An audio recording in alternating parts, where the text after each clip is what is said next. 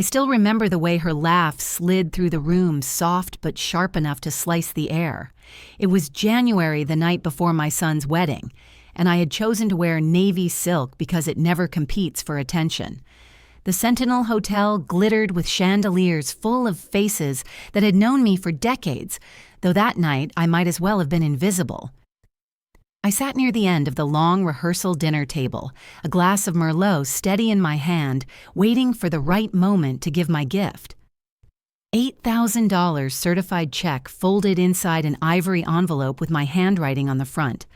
I had spent the morning signing the note twice, careful and deliberate. For your future, it said.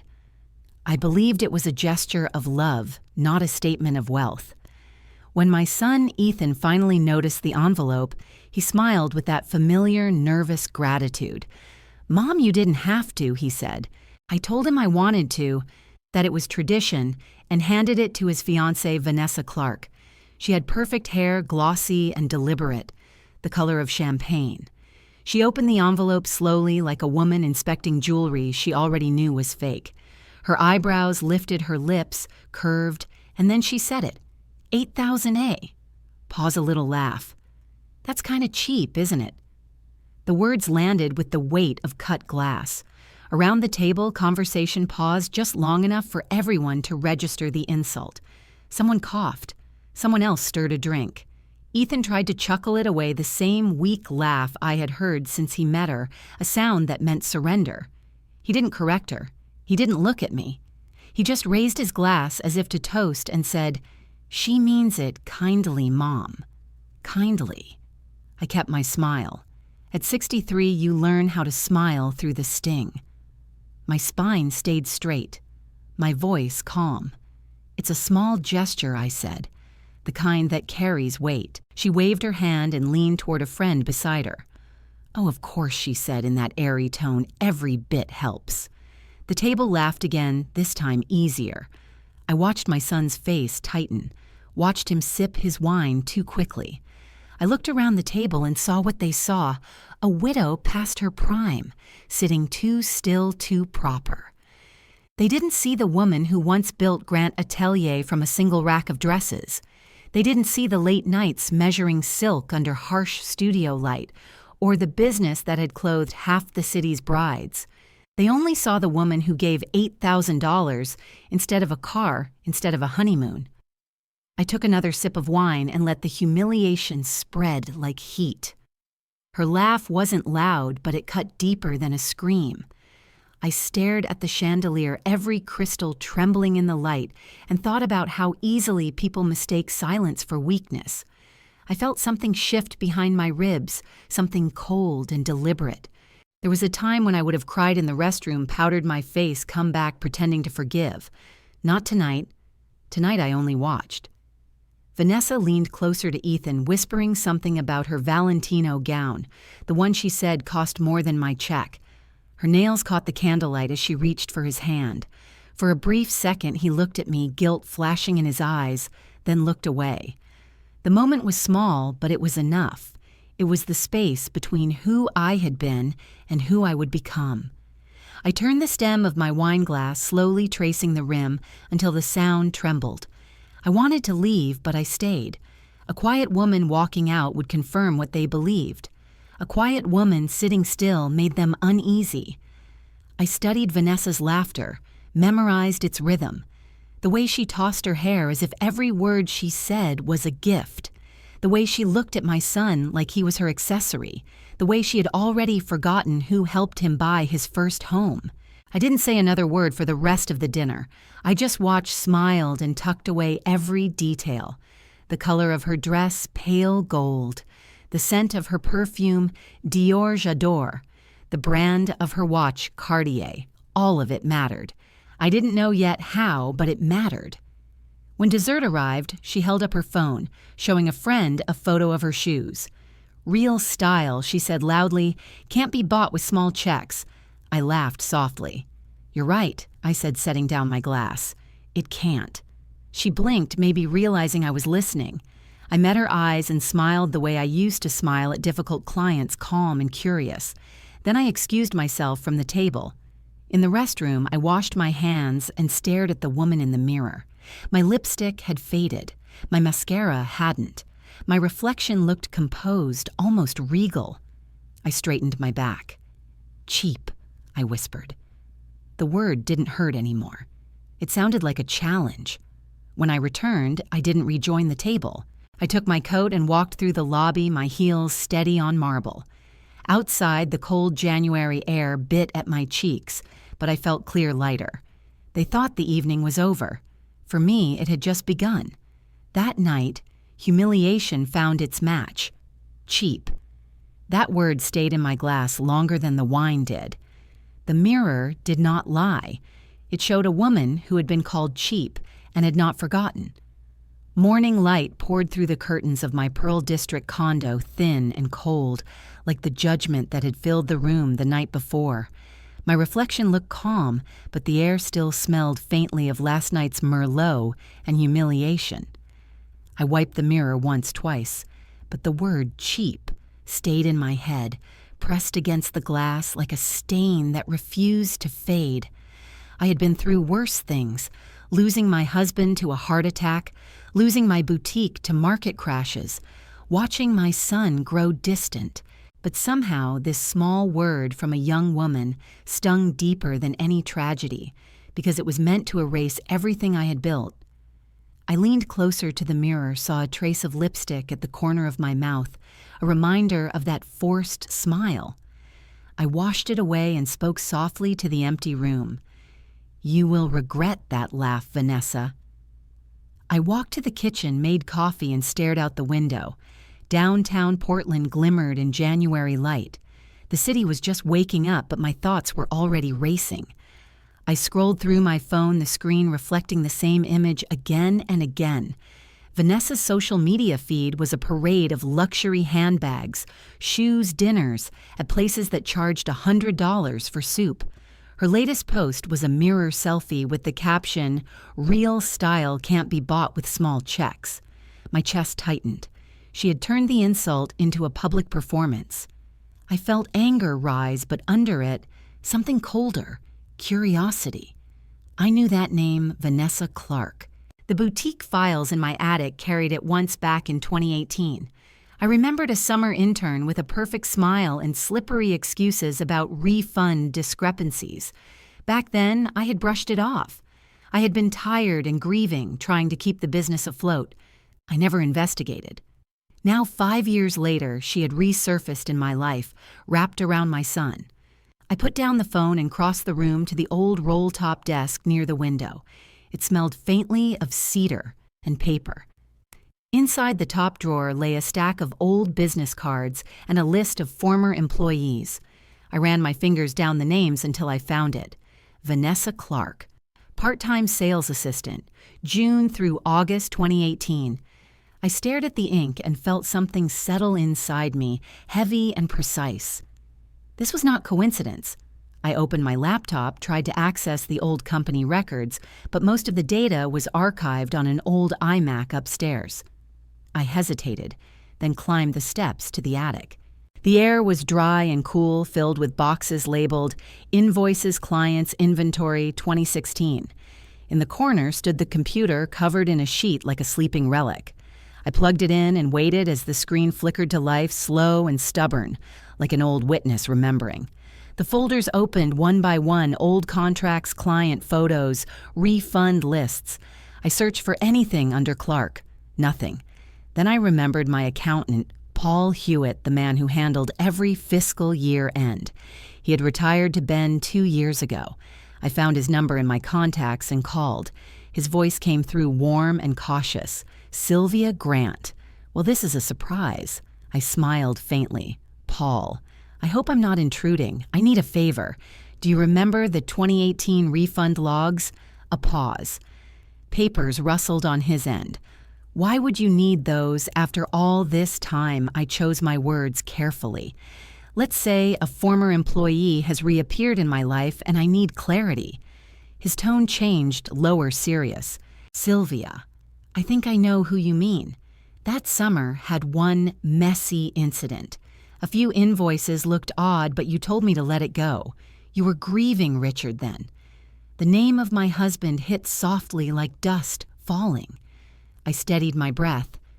What happened exactly, Paul? He hesitated. Someone issued multiple refunds to the same name. Small amounts at first, then larger. Totaled about $8,000. When I looked closer, the refunds matched sales that never existed. The signature was V. Clark. For a moment, the attic felt colder. I pressed the phone to my ear. Are you sure? He sighed. Positive. I still have a copy of the audit if you want it. I remember thinking the amount was strange, neat, and round. 8,000 even. My pulse quickened. The same number, the same figure I had gifted her last night. It felt like a cruel echo history mocking me. Send me whatever you can, I said quietly. And Paul, thank you. When I hung up, I stood still staring at the glowing screen. I opened the Refunds 2018 folder, and there it was, a file labeled Processed VC. The spreadsheet scrolled open, line by line, each entry stamped with my old boutique logo. The last column listed approval initials, SG mine. My name had authorized her theft. I sat down on the floor, the glow of the monitor painting my face pale. Cheap. The word came back again, but this time it was not about me. It was about her. She had stolen from me once, then laughed in my face years later, certain I would never remember. I felt a quiet clarity replacing anger. Arrogance leaves fingerprints some on receipts. I copied the file to a flash drive and turned off the computer. The screen went black, leaving only my reflection faintly visible. A woman framed in shadows, calm and awake. I carried the drive downstairs and set it on the kitchen counter beside my coffee mug. The city hum filled the silence. For the first time since last night, I smiled, not the brittle smile from dinner, but something smaller and sharper. Revenge had not begun with rage. It had begun with curiosity. I poured another cup of coffee, sat by the window, and watched a woman in the building across the street brush her hair. The mirror behind her caught the morning light, and for a fleeting moment, I saw two reflections, the one who had been humiliated and the one who had just found the first thread of truth. Outside, a streetcar clanged by, echoing against the glass. I picked up my phone and whispered to myself, if she loves appearances so much, she will learn what they can reveal. The reflection in the window nodded back at me, steady and calm. The day had just started, but something irreversible had already shifted. I no longer felt like the mother at the table. I felt like the woman who owned the scissors. The file on my desk glowed faintly in the morning light, but I couldn't open it yet. My fingers lingered over the flash drive like it was a weapon, one that needed the right time to be drawn. Instead, I turned away from it and walked toward the bookshelf lined with old photographs. There was one of my husband, Richard Grant, standing in front of our boutique on Northwest 23rd Avenue. The sign above him read, Grant Atelier, gold letters against black glass. It used to shimmer under the Portland rain like quiet pride. We had opened that shop in 1998, and for 18 years it had been the rhythm of our lives. Morning coffee at 7, first client by 9 fittings until dusk. I could still hear the hum of the sewing machines and the laughter of brides trying on their gowns. Elegance was never about money, I told them. It was about intention. That was the difference between the women I dressed and the ones like Vanessa Clark. Richard died one October morning in 2016. I remember because the leaves had turned the same color as the silk on our autumn display. He had been drinking his second cup of coffee when his heart stopped sudden and soundless. I was 49, Ethan 28, and the boutique became a burden overnight. I kept it going for 2 years, but grief makes your hands clumsy. I misjudged fabrics, forgot invoices, smiled at customers who no longer came. Eventually, I sold the lease and told everyone I was retiring. People praised my grace. They never saw the fear behind it. In 2018, when the store was already fading, I hired a new intern. She was young, charming, and eager to learn. Vanessa Clark. She wore a perfume that smelled like ambition and spoke as if she already owned the future. I remember thinking she reminded me of a younger me, but without the humility. She asked too many questions about transactions, insisted on processing refunds herself. I caught her once typing after hours claiming she was reconciling online orders. The numbers never quite matched, but I was too tired to care. When my accountant mentioned anomalies, I brushed them off as clerical errors. That summer, she vanished, leaving behind a single note that said, "Thank you for everything, Sylvia." Now 6 years later, that same girl had married into my family and called me cheap. The irony wasn't lost on me. It was surgical. I went to the closet and pulled out a small box labeled Archives. Inside were remnants of the life I used to lead fabric samples, invoices embossed stationery, the scent of cedar mixed with the faint sweetness of perfume. Beneath it all lay a velvet pouch containing our original voucher pads. I picked one up, the gold edges, worn but still gleaming. Each voucher had been designed by Richard himself, a small flourish to reward loyal clients. I turned it over, running my fingers along the embossed logo. The texture was familiar grounding. An idea began to form, not out of rage, but precision. I sat by the window, the city moving quietly below me. I thought about the years I had spent teaching women to stand tall, to dress not for attention, but for self-respect. I had lived by that creed even after loss, even after humiliation. Vanessa's cruelty had not merely insulted my generosity, it had insulted my entire philosophy. I whispered to myself, "Elegance built me, arrogance will rebuild me." The words hung in the air like a vow. I poured a glass of water and took out my journal. It was something I used to do when designing collections: sketch first, analyze later. I wrote down what I knew: Vanessa Clark, former intern refund discrepancies, total $8,000, signature confirmed. Then a second column, same name, same amount, January 2024, gift check. My hand steadied as I drew a line connecting the two. Patterns were my language, and this one was perfect. I needed to confirm the records legally. Paul's documents would suffice as background, but I wanted airtight evidence. I made a note to call Richard Cole, my attorney, the next morning. If I was going to expose Vanessa, it would not be through gossip or confrontation. It would be through presentation, polished, undeniable, unforgettable. I glanced again at Richard's photograph. He used to say that the best revenge was success delivered in silk gloves. You can disarm anyone, he told me once, as long as you never raise your voice. I smiled faintly. He had always understood my temperament. The sun had shifted west by the time I closed the box. The room looked warmer, softer, as if the light approved of my resolve. I picked up one of the vouchers and slipped it into an envelope. The paper made a crisp sound, final and clean. I looked at the reflection of myself in the window. The same woman who had been laughed at less than 24 hours ago now stared back with calm authority. They think widows fade quietly. They have never met one who owned scissors. Downstairs I made dinner, nothing elaborate, just roasted vegetables and a slice of salmon. I ate slowly, my thoughts deliberate.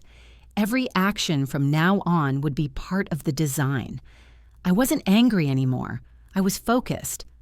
After dinner, I sat by the piano Richard had loved and pressed one key, then another. The sound was low, steady, and it filled the apartment with a kind of composure that felt earned. I thought of Ethan, of how he would react when truth surfaced.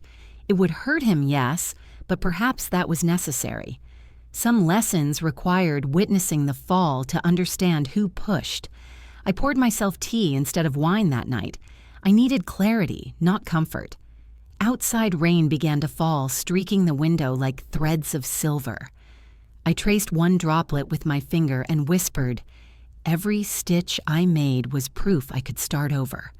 I am starting again."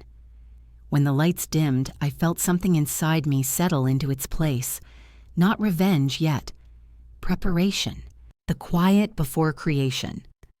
I placed the voucher on my nightstand beside the framed photo of my old boutique. Tomorrow, I would call Lila Monroe, my former store manager. She had always been observant, discreet, and loyal. If Vanessa had stolen from me, once Lila would know the details. I switched off the lamp and let the city hum, fade into the distance. The room felt peaceful, almost serene. Somewhere in the rhythm of the rain, I thought I heard Richard's voice again. "You were never cheap, Sylvia. You were careful." I smiled into the darkness. He was right. The world had mistaken careful for weak. That mistake would soon be corrected. The smell of roasted beans hit me the moment I stepped into Barista Cafe on 23rd Avenue. It had been years since I last sat here. The walls were painted sage green, the same shade I once used for my fitting rooms. Lila Monroe was already waiting at the corner table, her glasses perched low on her nose, a file folder resting beside her cup of cappuccino. When she saw me, she stood up and smiled that same precise smile she used to give nervous brides. "Sylvia," she said softly, "you look exactly the same." I returned her smile. "And you look like someone who knows something." We sat. For a moment, the silence between us was full of memories. The clatter of cups and the murmur of conversations around us faded as I slid a folded note toward her. It was the printout of the refund log Paul had sent. "Do you remember this?" I asked. She adjusted her glasses, scanning the names. Her hand froze halfway down the page. "V. Clark," she said under her breath. Yes, I remember her. Lila leaned back, her eyes distant. Vanessa was trouble from the start. Pretty charming, too eager to please. She knew how to manipulate. I caught her once issuing a return without approval. When I asked, she said the client changed her mind. But when I checked the records, that client never existed. "I reported it to you, but you were dealing with Richard's estate then. I didn't want to add more to your plate." I nodded slowly. "You did the right thing. But now she has reappeared in my family." Lila's eyebrows rose. "That Vanessa, she married Ethan, yes," I said. "And last night she called me cheap." Lila set down her cup with deliberate care. She always mistook restraint for weakness. I suppose she still does. I unfolded the second page from Paul's files and handed it to her. The total sat there, like a confession, $8,000. Lila exhaled her tone, almost reverent. "So she stole that exact amount, and now she took it again with your permission." I smiled without warmth. "She stole that sum once. I just gave it back." For a while, we said nothing. Outside, the light-shifted soft winter sun flickering across the window. Lila tapped the folder beside her. "You'll want this," she said. Before I left the boutique, I archived all our physical invoices from 2018. Something told me to keep them. You can see her signature tilted left like her morals. I opened the folder. The papers smelled faintly of old ink and lavender. Each invoice bore that familiar logo, my initials embossed at the bottom. And there it was, her handwriting. The same looping C in Clark, the same diagonal cut through the V. A thief's fingerprint in cursive. I traced it lightly with my finger. "The same number," I murmured. "The same thief. Different decade." Lila lowered her voice. "What will you do?" I met her gaze. "Measure her first." That afternoon, I walked from the cafe to the office of Richard Cole, my attorney. The sky above Portland was gray, the kind that promised rain but withheld it. Inside the office smelled of leather and order. Cole was a tall man with deliberate manners, one of the few who still addressed me as Mrs. Grant. "Sylvia," he said, shaking my hand. "What brings you here today?" I placed the folder on his desk. "I need these notarized and archived as evidence, and I need to verify that the serial codes on my old boutique vouchers can be matched to financial records." He raised an eyebrow but didn't ask questions. "Of course. Do you expect litigation?" "Not yet," I said. "Just precision." He reviewed the documents quietly, then signed and stamped them one by one. The sound of the notary's seal pressing down was steady, satisfying. Justice, like tailoring, takes measurements first. When I left his office, the rain had begun to fall. The city looked blurred, as if softened by sympathy. I walked 3 blocks before stopping under the awning of a jewelry store. In the window, a mannequin wore a silk scarf similar to one I had designed years ago. For a moment, I saw myself reflected beside it, a ghost from a time when I believed elegance alone could protect you from cruelty. Not anymore. Back home, I spread the invoices on the dining table, aligning them neatly in rows. Each one told a story of deception dressed as efficiency. I photographed them, labeled the images by date, and stored them in a new folder titled Restoration. It wasn't just about money, it was about reclaiming the narrative. For years, I had let others write my story. Grieving widow, overprotective mother, outdated businesswoman. That ended now. As I worked, I opened Vanessa's social media again. This time, I looked closely not as a jealous observer, but as an investigator. In one photo, she posed with a new designer bag tagged gifted.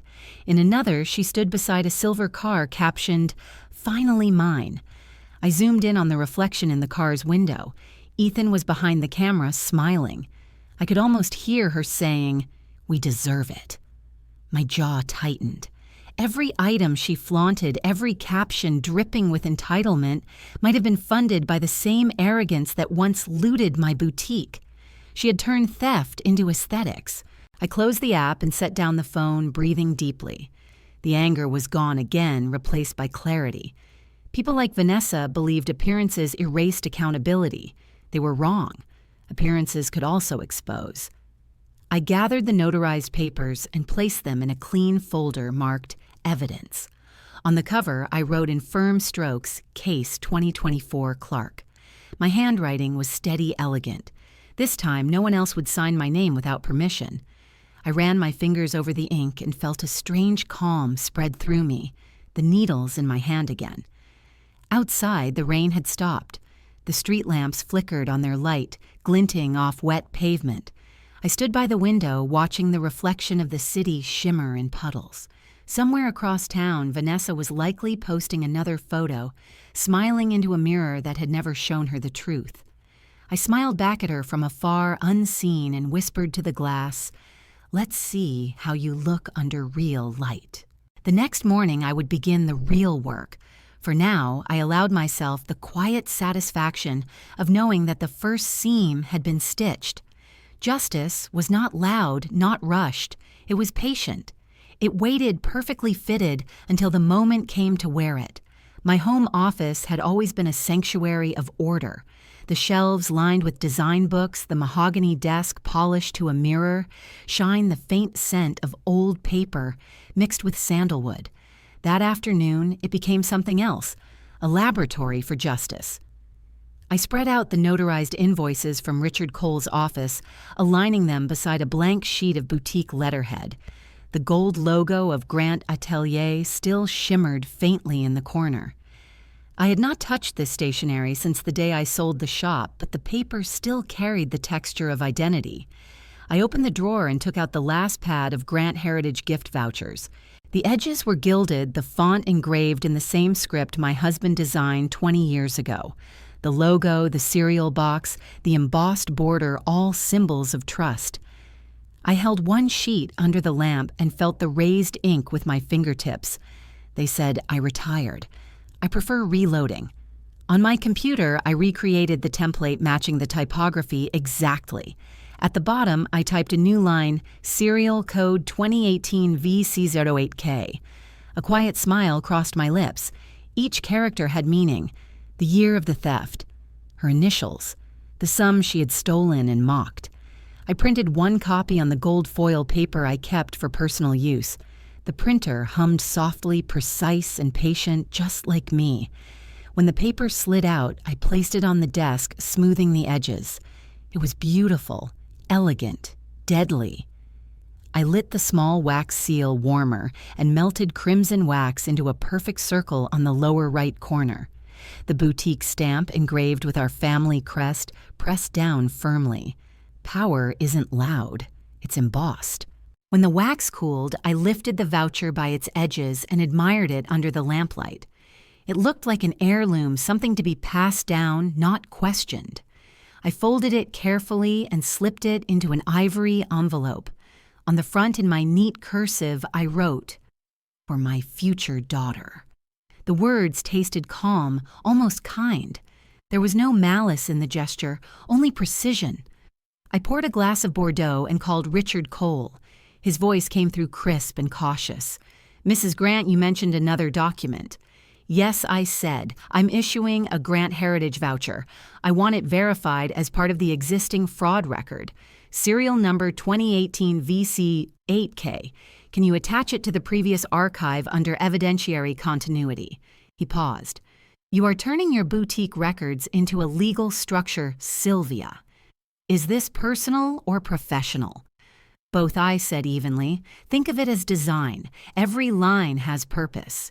He chuckled softly, the kind of laugh men give when they sense danger but cannot name it. Understood. I'll register the file. And Sylvia, be careful. Always, I replied, and hung up.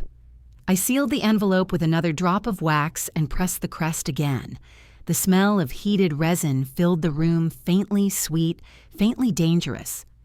For a while, I sat at the desk, staring at the envelope. It looked harmless, even sentimental. But inside, it lay a mirror. When Vanessa opened it, she would see herself not the version she posted online, but the one she tried to bury in 2018. I set the envelope aside and leaned back in my chair. The weight in my chest had shifted.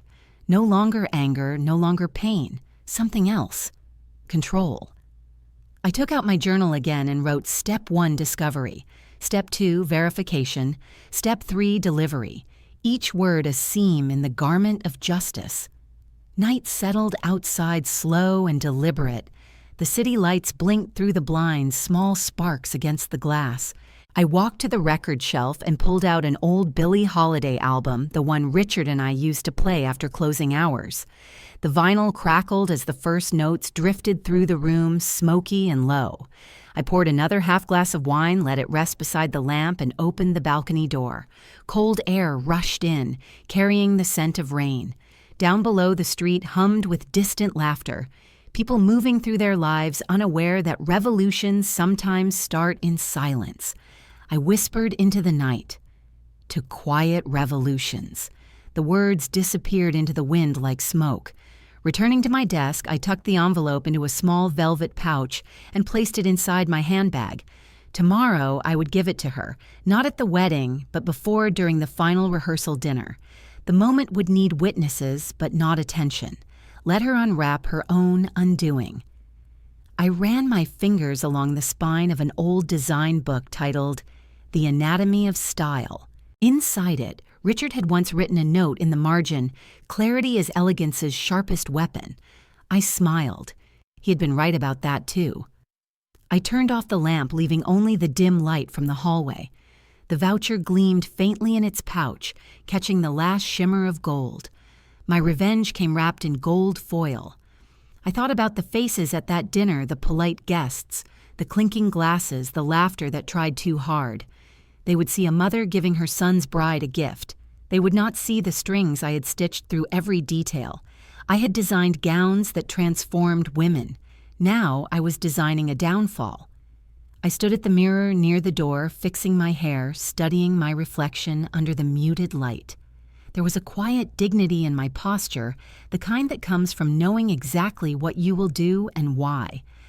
I thought again of Vanessa's laughter echoing in that hotel ballroom, the sharpness of her voice, cutting through polite conversation.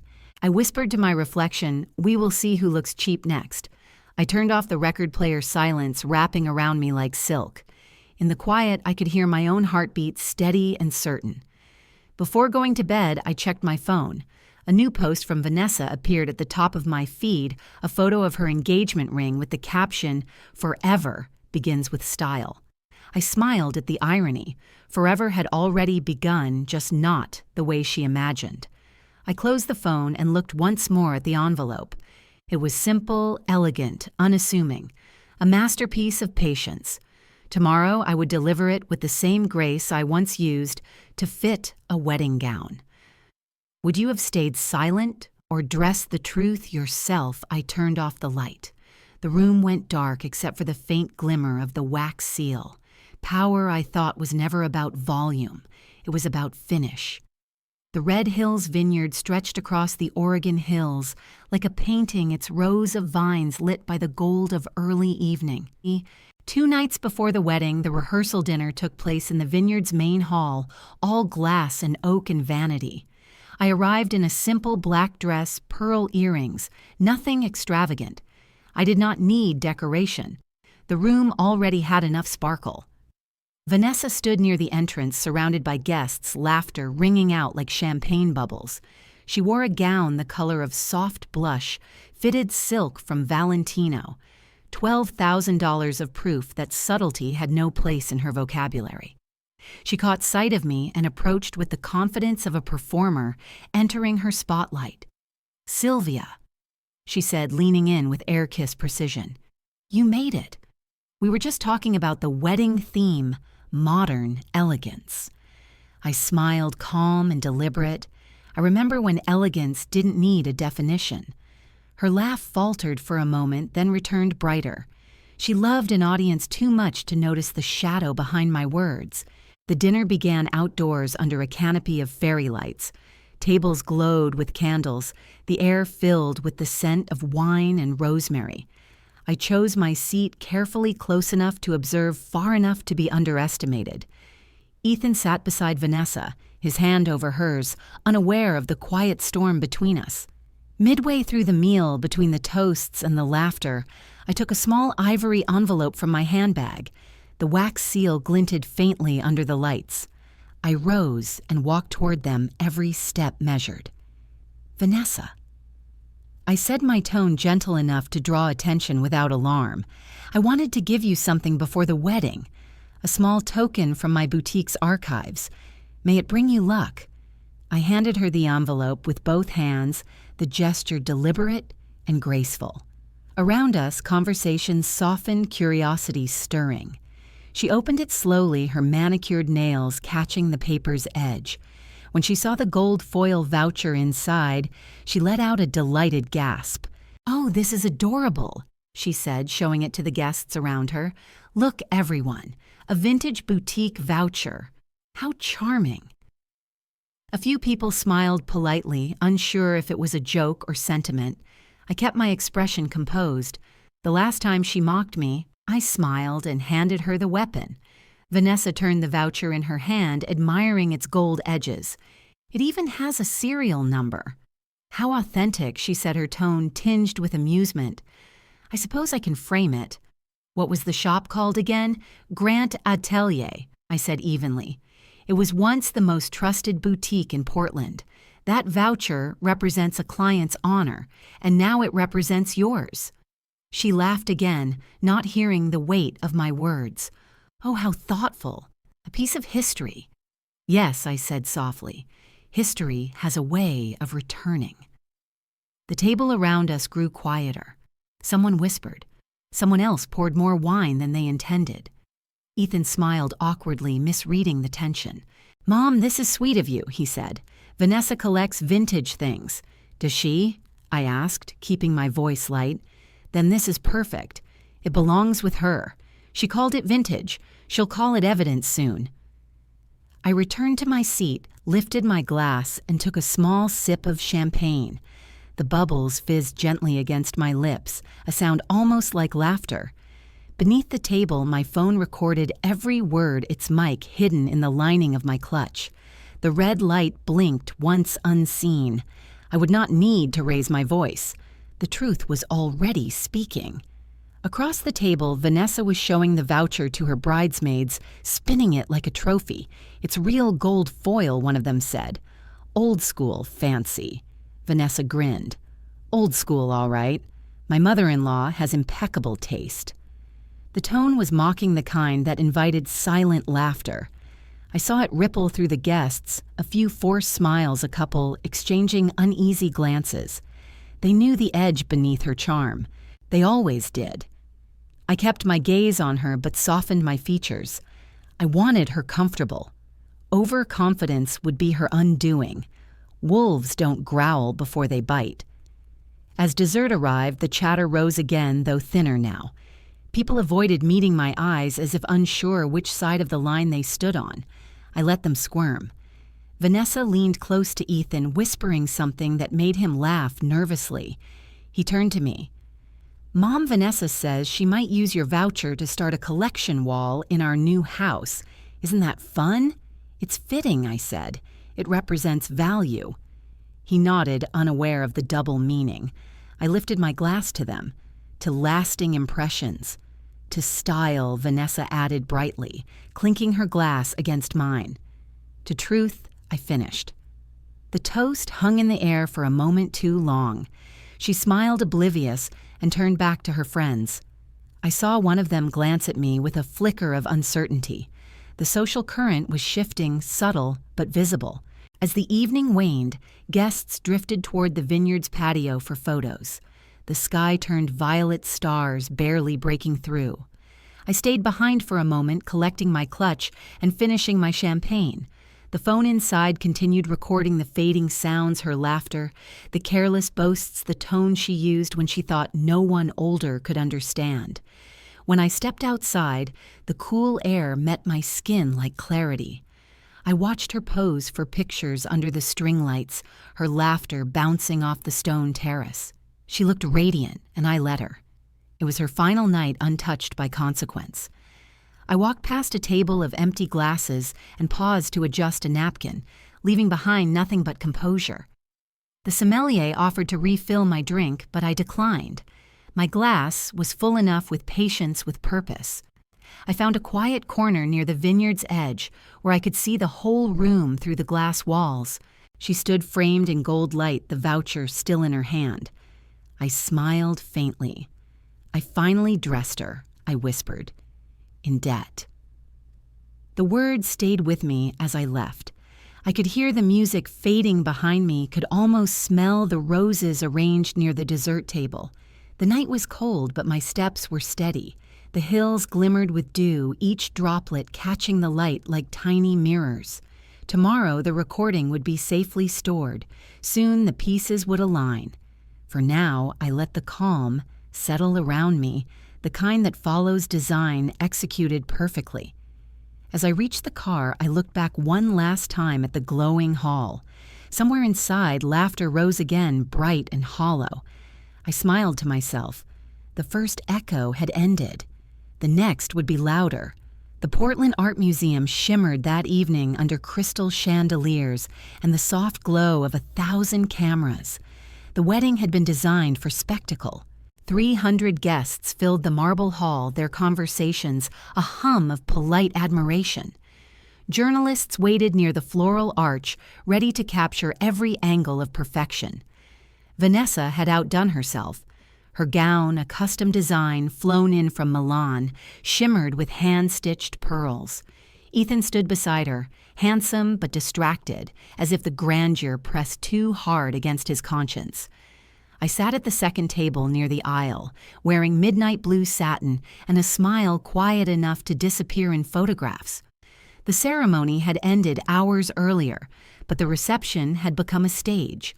Waiters circled with champagne photographers captured each toast, and a live quartet played near the staircase. Every detail whispered wealth and ambition, and beneath it all I could feel the pulse of truth, waiting for its cue. The truth doesn't scream, it glitters. When Vanessa stepped onto the dais for her speech, the room hushed. Her voice rang clear, dripping with charm and confidence. To family, she began raising her glass, and to generosity. Without it, we would not be here tonight. Laughter followed light and adoring. She looked radiant under the lights, the picture of grace. I watched her lips move and thought of the voucher resting in her clutch, nestled among designer lipstick and delusion. She continued thanking guests for their love and kindness, naming her bridesmaids, complimenting her husband. I let her words wash over me, each one hollowed out by memory. I could hear the echo of her laugh from that first dinner. Cheap. The word had circled the air like perfume. I waited for her to pause, then rose slowly. Speaking of generosity, I said, my voice even and unhurried. Heads turned. The quartet faltered. Vanessa froze, glass half raised. Ethan blinked, confused. I have something to share. I continued. A small story about a gift. I walked toward the stage, my heels tapping against the marble, each step measured. The crowd parted instinctively. I reached the front, turned to face the room, and held up a small envelope. This, I said, was a token I gave to my daughter-in-law 2 nights ago, a voucher from my former boutique. A simple gesture, though perhaps it carries more history than most realize. Murmurs rippled through the audience. Cameras clicked. Vanessa tried to laugh, her voice brittle. Sylvia, really, this isn't necessary. On the contrary, I said, it's long overdue. I opened the envelope and drew out the gold voucher. The wax seal glinted beneath the lights. I turned it toward the guests. This voucher was issued in 2018. Serial code 2018 VC08K. The same code appears in the archived financial records of Grant Atelier under a series of fraudulent refunds authorized by an employee named Vanessa Clark. Gasps broke across the room like wind through glass. Those records, I continued, were verified and notarized by my attorney, Richard Cole. You may also confirm with our former boutique manager, Miss Lila Monroe, who is present tonight. Lila stood from her seat near the back, calm and poised. I confirm, she said clearly. The signature and handwriting are identical. The silence that followed was dense, electric. Vanessa's smile collapsed. That's absurd, she said weakly. You're mistaken. That was years ago. You can't. Years ago. Yes, I said softly, but theft does not age, nor does arrogance. Ethan stepped forward, pale. Mom, please, not here, I met his eyes. If not here, then where? She chose a public stage when she called me cheap before our friends. Consider this symmetry. The crowd held its breath. Someone dropped a fork. The sound echoed through the hall. I turned back to Vanessa. You see, the amount she stole was $8,000. The same amount I gifted her unaware. History has a way of repeating itself when the lesson goes unlearned. I placed the voucher on the podium beside her bouquet. They called me cheap, I said, my voice carrying through the room. I call this interest 5 years compounded by arrogance. The air fractured into whispers, a rising tide of disbelief. The photographers, unsure whether this was scandal or performance, kept shooting. Flashbulbs burst like lightning. Vanessa reached for Ethan, but he didn't move. His face was a mix of shame and dawning comprehension. You knew, she whispered. You always protect her. I protected truth, he said quietly. I just didn't know it needed armor. Her hands trembled as she tried to speak, but no sound came. The weight of attention pressed harder than any accusation. I picked up my champagne glass from a nearby table. The bubbles caught the chandelier light, sharp and delicate. I lifted it slightly. To honesty, I said, and to timing. Mic drop. Glass clink. Silence. Vanessa's knees buckled. 2 bridesmaids reached for her as she collapsed into the chair behind her, her veil slipping sideways. The crowd surged with noise, now gasps, murmurs, the rustle of cameras still clicking. Ethan moved to steady her, his expression hollow. I turned toward the audience one last time. Every designer dress has a seam, I said quietly. Every secret does too. Then I stepped down from the dais. No one stopped me, no one dared.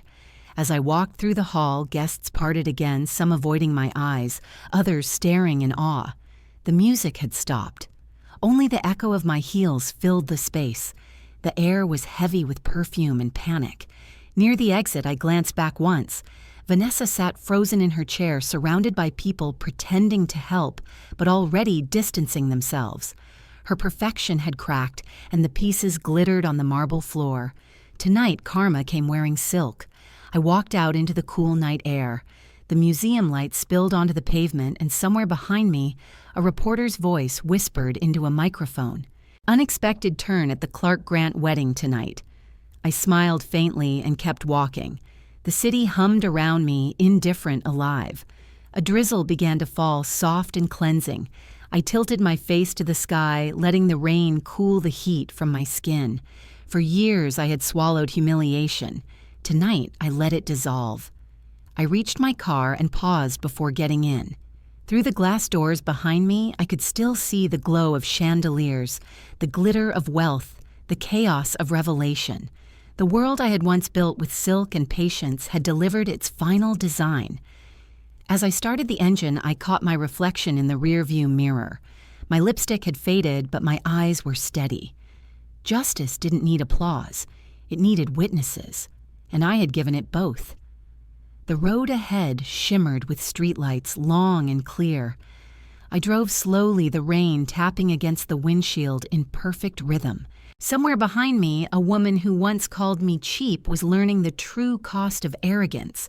I whispered to myself as the museum disappeared in the distance. Style, I said, always wins in the end. The rain had followed me home, drumming softly against the windows of my Pearl District condo. The sound was steady, rhythmic cleansing. I left my heels by the door and walked barefoot across the wooden floor, the hem of my dress brushing lightly against my ankles. The house was quiet except for the faint hum of the city below. It smelled of candle wax and rain like calm after fire. I poured a glass of water and stood by the window watching the reflections of streetlights shimmer in puddles. Revenge doesn't echo, it absorbs the room. My phone vibrated on the counter. Ethan. I let it ring twice before answering. His voice came through tight, raw with anger. "You humiliated her," he said. I waited a moment before replying. "She taught me how. You could have talked to me." He said, his breath sharp. "You didn't have to destroy her in front of everyone." I leaned against the counter. No one destroyed her, Ethan. Truth did that. I only held up the mirror. Silence, then a long, broken sigh. "You planned this, didn't you?" "Design requires planning," I said quietly. "You of all people should know that perfection isn't accidental." "You think this is justice," he snapped. "It's cruelty." I closed my eyes, feeling the cool glass in my hand.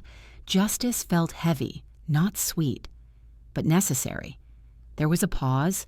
I could hear him breathing, pacing, perhaps. Then softer, almost pleading, "You could have told me, and you would have believed me over her." He didn't answer. The silence was confession enough.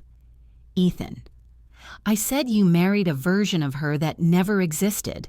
Tonight you met the real one. She's still my wife," he said. "Then stand beside her. But remember, marriage does not erase history. It only makes you part of it." He muttered something I couldn't catch and hung up. The line went dead. I set the phone down and exhaled slowly. I didn't smile. I exhaled. Outside, thunder rolled faintly across the city. I turned off the lights and let the apartment stay dim. The glow from the street lamps cut soft amber lines across the walls. My reflection in the glass looked calm, older perhaps, but lighter. I turned on the television not for company, but confirmation. The local gossip network was already running the story. "Scandal at the Clark Grant wedding," the headline read. Clips from the reception played on. Repeat, my voice echoing through the speakers. Speaking of generosity, then the image of Vanessa's frozen face. Her name trended within hours. Online forums dissected her past, pulling threads I hadn't even touched. Former colleagues came forward. Articles labeled her the boutique thief, the fallen stylist, the woman who built her image on someone else's fabric. I muted the screen. The sound of her downfall didn't bring joy. It brought gravity. Justice is not applause. It is equilibrium restored. On the coffee table lay the old voucher pad, the one that had started it all. The gold trim had dulled with time. I picked it up, turned it in my hands, and thought of all the women whose lives had intersected with mine through fabric and thread. Brides nervous before the altar, mothers stitching memories into dresses. I had built beauty for others. Tonight I reclaimed it for myself. I carried the voucher pad to the kitchen. On the counter sat a small crystal bowl I used for herbs. I tore the first page from the pad and placed it inside. The paper curled easily. I lit a match. The flame caught quickly, licking the edges, turning the gold into black dust. One by one, I burned the rest until only ash remained. The smell filled the room, acrid yet comforting. Closure never comes in silence. It comes in smoke. When the last ember died, I washed the ashes down the sink. The water ran dark, then clear. I stood over it until the drain stopped hissing. The past was gone, reduced to residue and memory. I walked to the record player and placed a vinyl on the turntable. The soft crackle filled the air before the piano began low and measured. Billie Holiday again, her voice threading through the quiet like silk unraveling. I sat by the window with my drink, the city sprawling below. Somewhere someone was reading the headlines, forming opinions, judging. Let them. Truth has its own press. I picked up my phone again and dialed Richard Cole. He answered on the second ring. Mrs. Grant. Richard. I said my tone. Even you may proceed quietly. Understood. The voucher and statements are already on file. I'll ensure the report reaches the appropriate registry discreetly. You'll be notified if there's a formal inquiry. There won't be, I said. She won't contest it. She's too busy trying to salvage her reflection. He hesitated. Are you all right perfectly? I said, for the first time in years. Then I'll leave you to your evening, he said gently. You've earned it. After hanging up, I turned off the record and listened to the silence that followed. It wasn't emptiness, it was peace. The kind that comes when the noise finally stops and you can hear your own breathing again. I poured another glass of water and walked through the apartment, switching off each light. In the dark, every surface reflected faint fragments of the city below. I stopped by the mirror near the hallway and studied my reflection. The woman staring back at me was not triumphant or bitter. She was clean. The edges had been filed smooth by truth. I touched the glass lightly. You did well, I whispered. The rain outside softened to mist. I opened the balcony door and stepped out. The air was cool, carrying the scent of wet stone. Below, car lights slid through the streets like ribbons. Life went on, indifferent. It was beautiful in its indifference. I thought of Vanessa, of how she must be pacing some hotel room now surrounded by publicists in denial. The world that had applauded her style would now measure her silence. Karma doesn't need speed. It needs precision. Inside, the last candle flickered out. I stood there until the chill crept through my dress, then closed the door. The city lights glowed faintly through the rain-streaked glass, warm and distant. I sat again by the window, folded my hands, and breathed deeply. For years I had been defined by restraint. Tonight I was defined by resolve. The clock on the wall ticked softly. Midnight, the beginning of another day. Somewhere between its seconds, I felt the weight of everything ease. Not victory, not triumph, just balance. I turned off the phone, drew the curtains, and whispered to the quiet. Justice felt heavy, not sweet. Then I lay down, letting the rhythm of the rain lull me to sleep, certain that for once the night did not belong to regret. The first chill of September drifted through Portland like a slow reminder of change.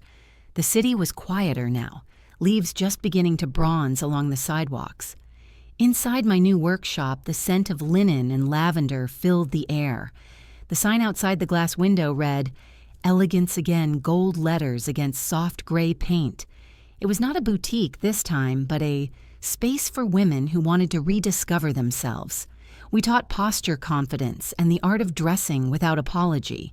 Every wall carried light, every mirror reflected possibility.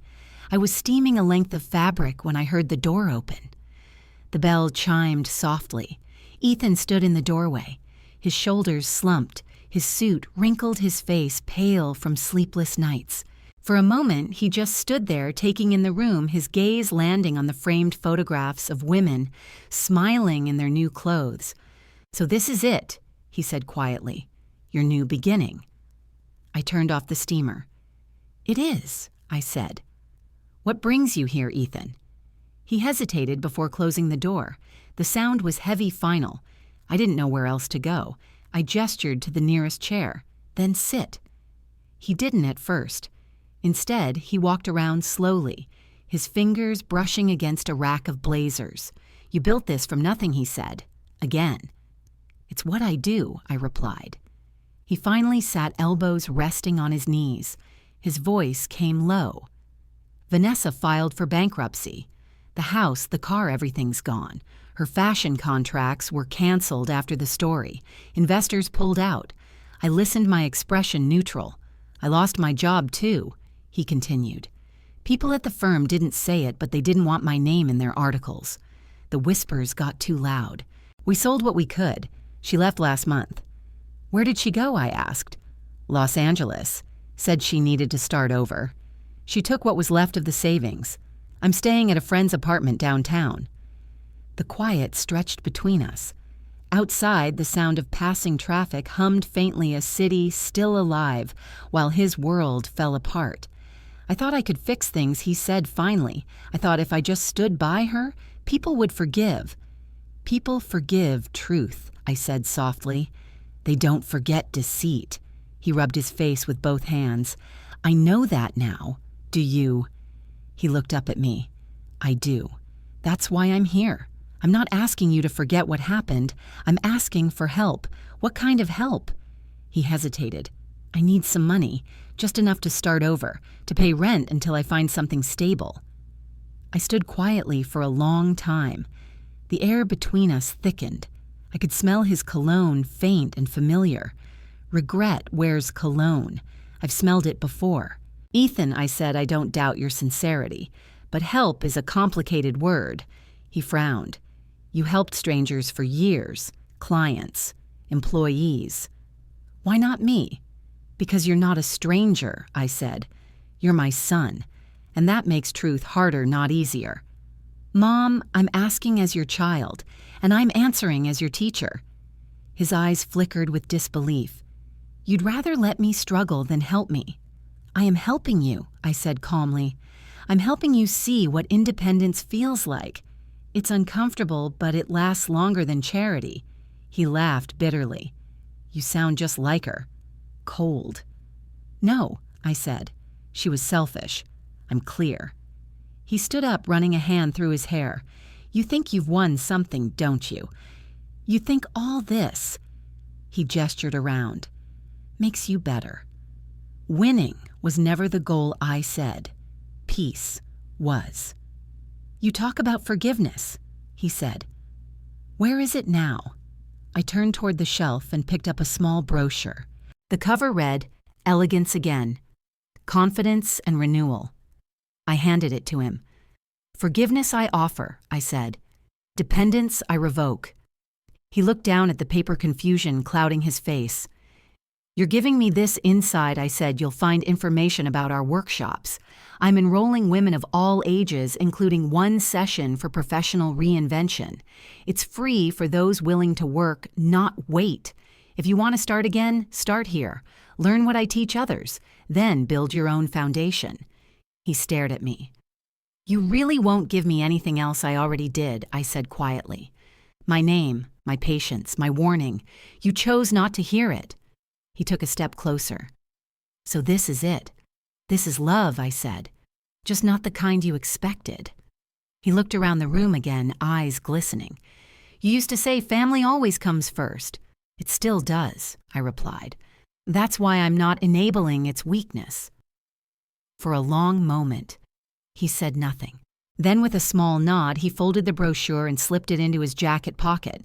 I don't know what to say. Then say, thank you, I said gently. He did, barely audible. Thank you. I walked him to the door. The afternoon light filtered through the window, soft and forgiving. He paused before leaving his reflection caught in the glass beside mine. He looked older, stripped of arrogance, but still my son. I never wanted to disappoint you, he said. You didn't disappoint me, I said. You just arrived late to the lesson. He gave a small, pained smile. Maybe someday I can make it up to you. Maybe, I said, but not by asking. He opened the door, the bell chiming again. The air outside smelled of rain and maple. He stepped out slowly, his shadow stretching across the doorway before disappearing down the street. I watched him until he turned the corner. When I closed the door, the workshop returned to its quiet rhythm. The sunlight glowed softly on the mirrors, catching my reflection once more. I looked calm, steady, unshaken. Forgiveness doesn't reopen the vault. I walked to the center of the room and straightened a mannequin's collar, smoothing the lapel until it lay perfectly flat. My hands no longer trembled. They created. They restored. Outside, the wind lifted a few leaves across the pavement, scattering them in small, graceful spirals. Change was constant, but dignity was choice. I turned off the steamer, folded the last bolt of fabric, and let the quiet fill the space. He came for mercy, not for truth, and as always, truth stayed. Winter came softly to Cannon Beach. The air carried the salt of the ocean and the promise of renewal. Waves folded over one another with patient rhythm as seagulls traced the gray sky. I walked along the boardwalk in my wool coat, the sea wind brushing against my face. It had been a year since the wedding, 9 months since the scandal, and 3 since Ethan last called. The silence between us had settled into something steady, almost peaceful. Forgiveness was no longer an act, but a climate I had learned to live in. Karma left quietly. Grace stayed. The new boutique stood at the corner of Hemlock and Second Sunlight, glinting on its fresh sign, Grant Atelier Elegance. Again, the words looked familiar, yet reborn. Inside, the air smelled of linen and jasmine. Rows of neutral fabrics hung beside full-length mirrors. Instead of mannequins, there were soft chairs where women could sit and breathe. My first clients were locals, teachers, retirees, widows, women who wanted to feel seen again. I didn't sell them dresses. I sold them reflection. We taught styling, posture, and confidence, but mostly we taught permission. On the first Monday of December, the local paper sent a journalist. Her name was Claire, early 30s, bright-eyed, holding a notepad too large for her hands. She asked questions quickly, nervously, until finally she paused. "So, Mrs. Grant, what's your philosophy? What made you come back after everything I looked around the boutique?" Sunlight fell across the mirrors, splitting into soft gold lines. "Elegance," I said, "is knowing your worth and showing it without raising your voice." She wrote it down slowly, repeating it under her breath, as if trying to memorize a prayer. "That's beautiful," she said. "Is that what you teach here?" "Exactly that," I said. "Women spend years being told to shrink, to soften, to fade. I teach them to stand the way silk hangs when it's properly cut, graceful but unbending." She smiled, and I could tell she understood. After she left, I turned the sign on the door from closed to open. Outside, the sky had shifted to a bright winter blue. The sound of the ocean drifted through the open window, calm and endless. Every afternoon we played jazz, Billie Holiday again, soft and forgiving. Women came in, shy left, taller. Some brought photographs of themselves from decades ago and said, "I want to look like her again." I told them, "She's still here." In the evenings after the last client left, I would stay behind organizing the fabrics, straightening chairs, and letting the day's laughter linger in the air. Sometimes Ethan's face crossed my mind not with anger anymore, but with quiet hope that he was learning. He had sent one letter in late October, short and sincere. He said he was working again, consulting for a small firm, paying off debts, living simply. I wrote back once a single line, "Pride is heavier than guilt. Carry the lighter one." Around Christmas, I hosted a small gathering for my clients. We served tea and scones and played Ella Fitzgerald. Women shared stories about what brought them there: loss, loneliness, retirement, reinvention. I realized we were all stitching new lives with different threads. One woman, Marianne, said she had not looked in a full-length mirror in 10 years. Another, Ruth, said her husband used to tell her she wasn't graceful enough to wear pearls. She bought a strand that day. I watched them laugh, cry, and hold each other's hands. I thought of the boutique I once lost and the version of myself that came with it. That Sylvia had chased approval. This one built space for autonomy. I reopened a store, but what I really reopened was peace. The days grew shorter, the light softer. January came with gray skies and quiet foot traffic, but I didn't mind. Stillness had become my favorite music. One evening, as I locked up, I saw a woman outside staring through the window. She was about my age, wrapped in a faded coat, her eyes tired. I opened the door and smiled. "We're closing, but come in." She hesitated, then stepped inside. "I saw your sign," she said. Elegance again. I used to have style once. You still do, I said. You just forgot to look at it. She laughed softly. I don't even know where to start. Here, I said, handing her a mirror. Start here. She stared at her reflection, blinking back tears. I don't recognize her. You will, I said. That's what this place is for. After she left, I stood by the window watching the tide roll in. The ocean looked endless, but it wasn't. It came forward, then retreated again and again, like loss, like healing. In early 2025, The Oregonian published a feature titled The Woman Who Redefined Elegance. The photo showed me standing in front of the boutique, arms crossed, smiling softly. The headline wasn't dramatic, just dignified. Inside the article quoted my words about worth and silence. Friends mailed copies to me, but I only kept one folded neatly in the drawer beside my sewing kit. I didn't need the world to remember. I needed to keep creating. Some nights I still played the recording from that vineyard dinner, not for pleasure, but as a reminder of what silence can achieve when guided by purpose. Then I would switch it off, pour tea, and step onto the balcony. The sea air had a way of turning everything simple again. Karma had left quietly, just as it should. Grace had stayed filling every corner of my days. I looked out over the waves, the horizon glowing faintly pink. My reflection in the window was older, gentler, but unmistakably strong. I whispered, "Elegance is the loudest revenge, and it always fits." The wind caught the words and carried them out to sea. I went back inside, turned the sign to closed, and dimmed the lights. The shop settled into its nightly stillness, the mannequins bathed in moonlight. I sat at the counter, picked up my pen, and wrote one final note for the next morning's workshop. Have you ever been called cheap, useless, or unworthy? Tell me how you took your worth back. Someone needs your courage tonight. I left the note on the mirror where the first woman of tomorrow would see it. Then I looked around the room one last time, breathed deeply, and turned out the light. The sound of the ocean followed me upstairs. It no longer sounded like sorrow. It sounded like continuity,